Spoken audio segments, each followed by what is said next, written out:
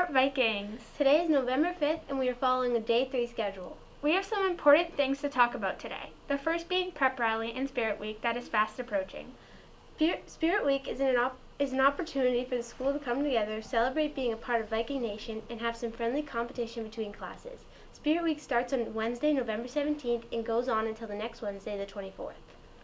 Pay attention to the following Spirit Day dress-up days, as classes will receive points for each member of the class that dresses up on each date. The more participants we will have, the more fun Spirit Week will be.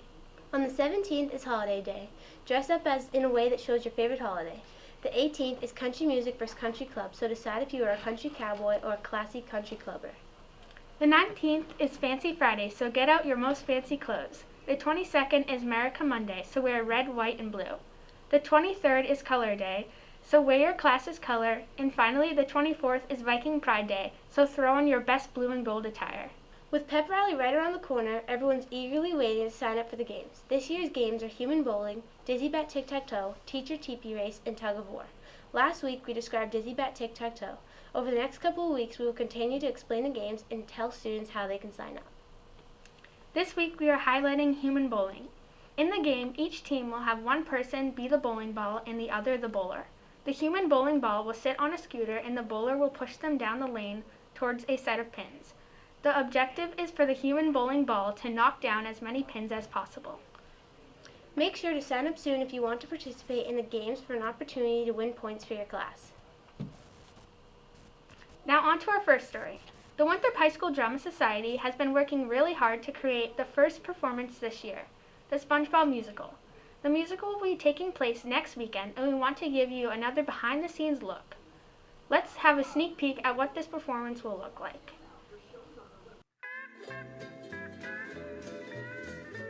SpongeBob was a really fun role to play because SpongeBob has just this sense of unbridled enthusiasm and optimism in everything he does.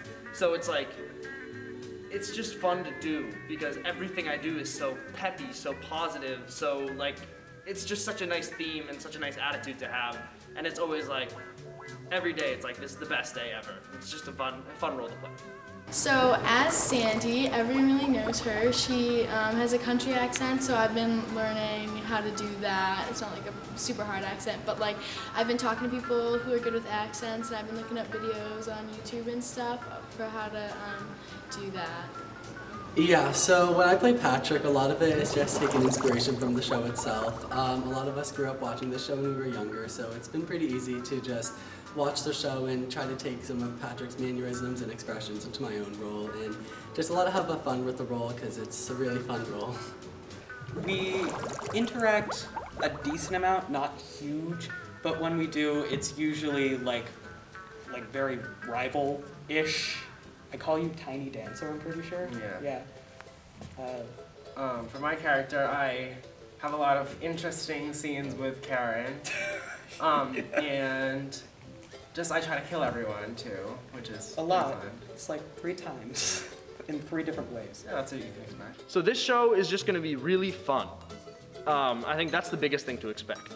And that's why we picked it, because we wanted the return to live theater to be just a fun, family-friendly, dazzling musical. So just come and expect bright colors, lots of crazy songs, and just a really fun performance. If you're interested in seeing SpongeBob the Musical, tickets are on sale now for shows on November 13th at 2 and 7, and the 14th at 2. I hope to see you all there, you goofy goobers. Thanks for that awesome look into what this musical is going to look like. Make sure you go and see the SpongeBob musical on the 13th or 14th of this month. Tickets can be bought online at WinthropDramaSociety.com.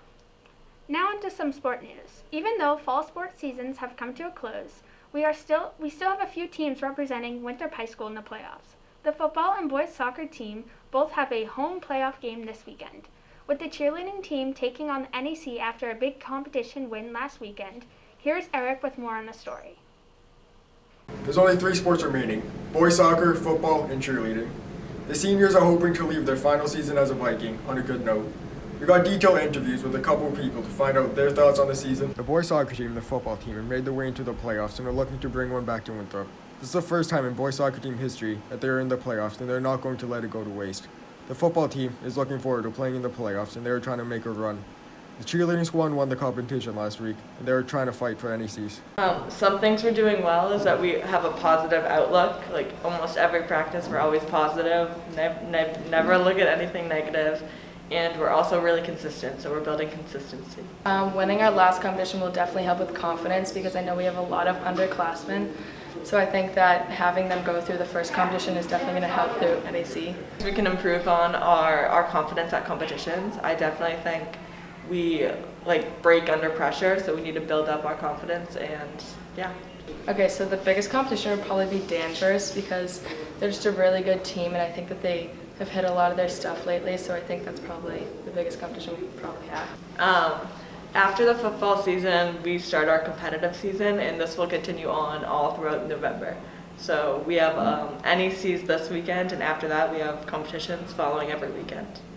We can definitely improve on maybe staying tight and not rushing through things. I think that we don't have the confidence that we need, but I think we can get through it and we'll be fine for NEC. It feels good. It's my first time being in the playoffs. Ever since my freshman, sophomore year, we never made the playoffs, but it feels great. It feels like it's the start of something new for the program. It feels good, This team definitely deserves it. Me joining late, right when I joined, they let me know, this team does not mess around. They want to win. They want 100% at practice every day, and I don't think a crew deserves it more than us right now. I'm looking forward to play any team. I feel like when we're at our best, we could beat any team in Division 6. We've played the #1 seed. We lost by 10 and most of our players were out, so I'm prepared for anyone. It depends all about on how we are mentally, because physically, I think we can do anything, but mentally, if we're not there, we're not going to play great, but if we're there mentally, we're easily going to be the better team and win. So I guess you'll see tonight. I think tonight's game's going to go well. We're expecting to win. I think defensively we're going to stop the run like usually. And the throwing game, we just got to be locked in. And offensively, we just go one play at a time. We should be able to be good. Feels pretty good. I think all the hard work has definitely paid off, and it's been a long process, but it's great to be here in the end. It feels great to be part of one of the greatest soccer teams that Winthrop's ever had. I feel like we have really good connection with everyone. The coaches have been doing a great job, and I feel like soccer is like a sport where you gotta play as a team, and that's what we've been doing. I think that's why we have the record that we have when we're going to the playoffs. Honestly, anyone. I think we can take on any of the teams. We placed pretty high in the seed, so I think we have a good chance against anyone. I'm not really looking for anyone. We're just taking one game at a time. We have a game Saturday. We just want to win that game and keep on moving forward. To be honest, we don't really care who we play. It's a pretty good season. Obviously, it was our best season, so obviously it's pretty good. We got to the playoffs because we've been able to score. The first couple games we had this season, we played our best soccer. Everyone can score. Everyone has the ability to make plays that can change the game. I think that's why it got us to the playoffs. I think the defense is doing a great job, and our goalie is really good. Good luck to all the teams. We hope you guys win the state championship. We hope the cheerleaders win all their meets. Back to you guys in the studio. Thanks, Eric, for that great update, and good luck to our teams as they start their playoff journeys. Now we want to take an investigative look into the new game here at Winthrop High School called RETROBOWL that students and teachers can't get enough of. Now let's hear from Victor for more on RETROBOWL. We're rolling, Victor. You've heard of bottle flipping, TikTok dances, and maybe even planking. But now there's a new craze sweeping the classrooms, community, and even the world. And that new craze is called RETROBOWL. Alright guys, so what do we learn about the nervous system? Action potentials are electrical signals. Neurotransmitters are chemical signals. Let's go! Alright, someone's really pumped about the nervous system. RETROBOWL is a mobile version of the game Technobowl, which was heavily popular about 30 years ago, appearing on the Nintendo 8-bit. If you don't know what a Nintendo 8-bit is, ask Mr. Palin, Mr. Donnelly, or another teacher over 30 in the building.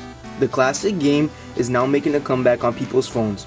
However, While the game is fun and has made a comeback, it's caused major problems in the school by affecting people's grades, teachers' ability to teach, and everyone's ability to regularly focus on everyday things.